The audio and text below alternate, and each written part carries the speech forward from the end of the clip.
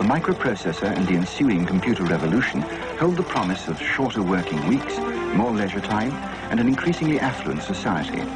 All this, coupled with cheaper international travel, will allow us to explore our world more fully, seeing that life is rich with the possibilities of enjoyment, from the most basically physical to the cultural, artistic, and creative. So perhaps one feature of our community of the future will be a centre for human achievement, a building where people can make a choice, where they can be matched by computer with the best outlet for their abilities. People, millions and millions of people, may disappear from the rat race. Machines will replace so many jobs, the drudgery of daily life may be the struggle to find things to do.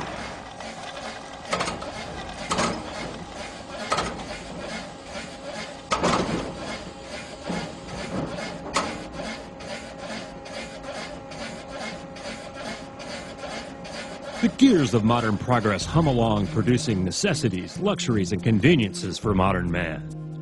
The practical individual today is geared for facts and results. Nevertheless, the 21st century readily accepts theories of all kinds, provided they are presented in the language of science.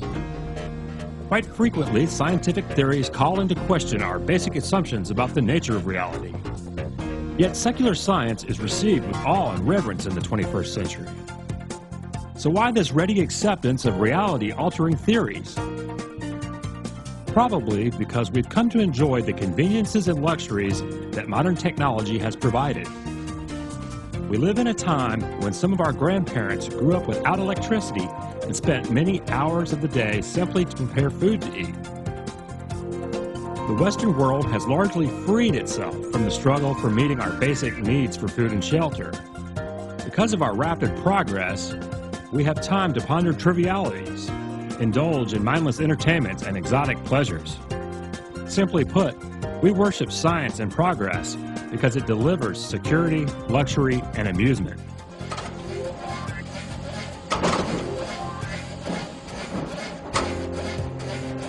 Everybody nowadays believes in scores of assumptions for which there is good evidence, but no perfect visual proof.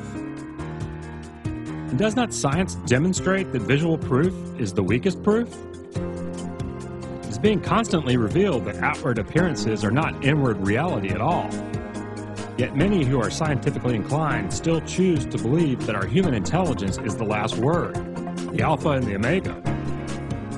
In light of our ever-expanding reality, this seems quite short-sighted.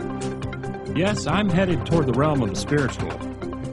Before you stop watching, let me tell you, I was once an ardent skeptic myself. Fancying myself a person of reason, I considered Bible believers as rather simple and superstitious. Yet education and all the amazing conveniences we are spoiled with today do not deliver contentment. It was from a profound sense of discontent and an uneasy suspicion that there had to be more to life than what the secular world offers that I began my search. Before we go any further, please consider the words of Herbert Spencer. There is a principle which is a bar against all information, which is proof against all arguments, and which cannot fail to keep man in everlasting ignorance.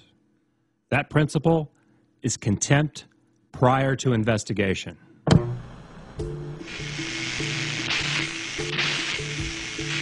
Now, I myself fell into this trap of contempt prior to investigation. It nearly trapped me into everlasting ignorance. I didn't grow up as a Christian. I suppose I was agnostic, but I became very resentful of the whole notion of religion early on. As a skeptical young man, a major point of contention was what I perceived to be religious hucksterism. See, my younger brother was profoundly deaf as a result of meningitis. I vividly remember watching a charlatan faith healer on television pretending to restore sight to the blind and making the deaf hear. I was a child, but I could tell he was manipulating people and manipulating the audience for donations.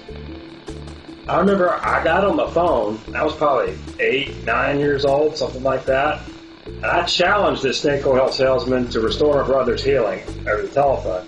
Now, of course, no miraculous healings occurred, but the anger had a long-lasting effect on me. My distrust and resentment of all things associated with God really started there. The sad reality is that anger was correct, but the resulting resentment was misplaced.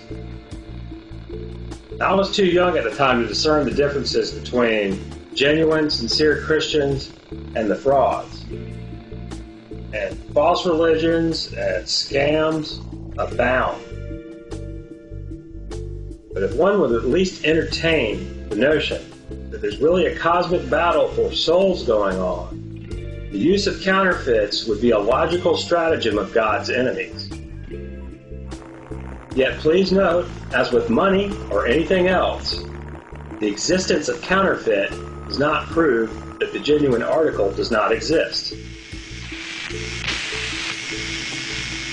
Now, the second major stumbling block for me was the creation account.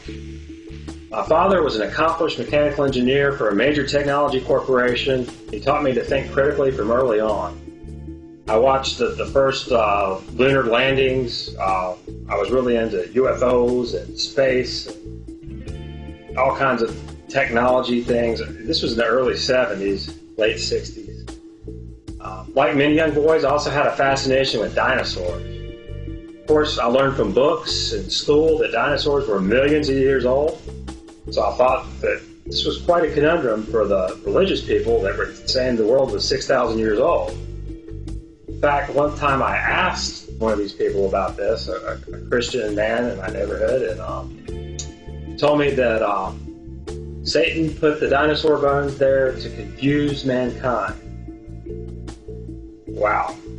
I didn't know anything about why I thought the dinosaurs were old. I didn't know anything about dating methods or any of that, and I was taking that on faith, but Satan putting the bones there sounded a little off base to me too. So I really just kind of laughed the whole thing off. I remember telling my dad about it, and we just decided that Christians must just be sticking their heads in the sand. So after a few brief encounters, I had nothing but contempt for Christianity. And I'd never read a single chapter of the Bible or done any serious investigation of my own.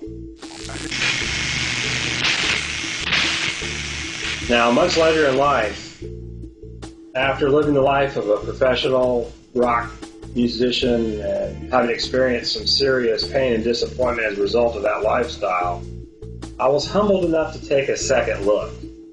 Now, I went back to college in my 30s and to study computer science.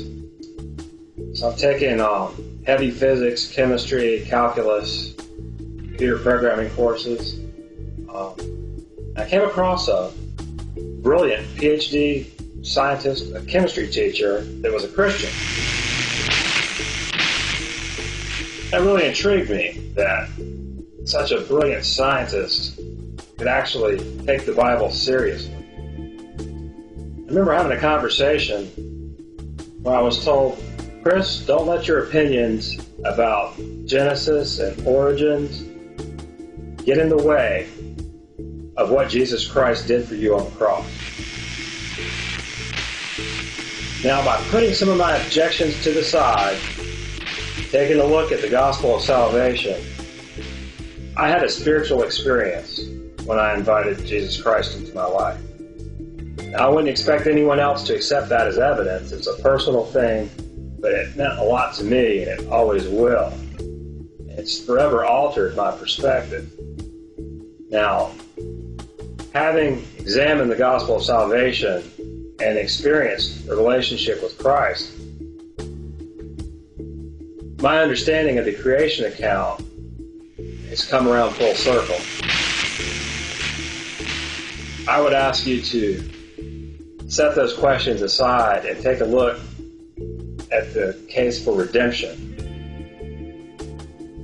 And then come back and take a second look at that. There's a lot of brilliant scientists that accept creation.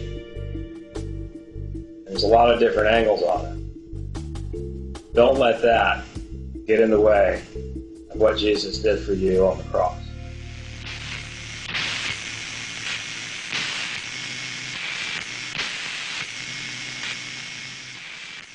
With that in mind, Please bear with me as I share with you some very compelling evidence that not only is there a creator God, but that he has truly come to earth in the form of man and revealed himself to mankind through Scripture.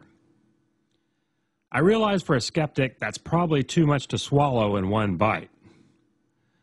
I offer this exposition as a point of intrigue, for I believe it is so provocative that if one honestly makes a serious study of what will be presented in this video, one will have no choice but to realize the validity of Christianity. If you are bold and intellectually unfettered enough, I invite you to begin the adventure of a lifetime.